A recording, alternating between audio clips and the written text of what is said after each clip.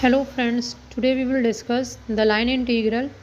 Line integral is the most important fact for the integral. Line integral, field integral, all the integrals have. Okay. Now the function is given by x square comma minus xy. There the function is from in the I direction it is x square and in the j direction it is minus of xy. And the curve is given by cos t comma sin t, right? The curve is that and the function is on the curve and the limit of the curve is 0 to pi by 2. Now, what is the work force? It is work force, but we can write it up as a line integral. Integral of C f dr. Now, let us put x equals to cos t. Then it is make dx equals to minus sin t dt.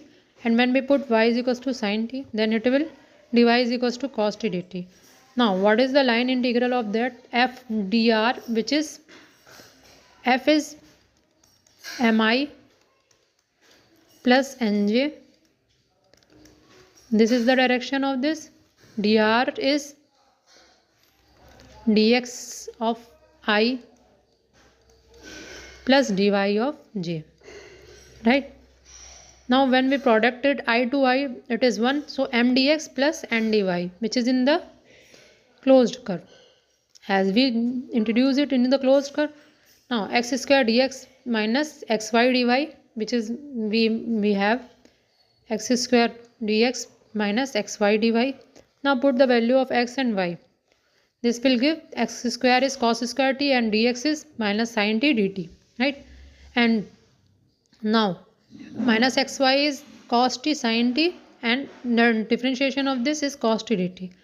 This will become minus 2 of cos square t sin t dt. Now let us define this will the integral and the integral's value is cos square t.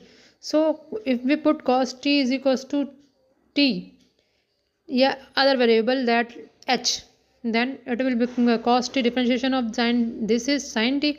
So the integration is always cos square t. Put the limit of this, it is 0 to pi by 2, that will make minus 2 by 3 only.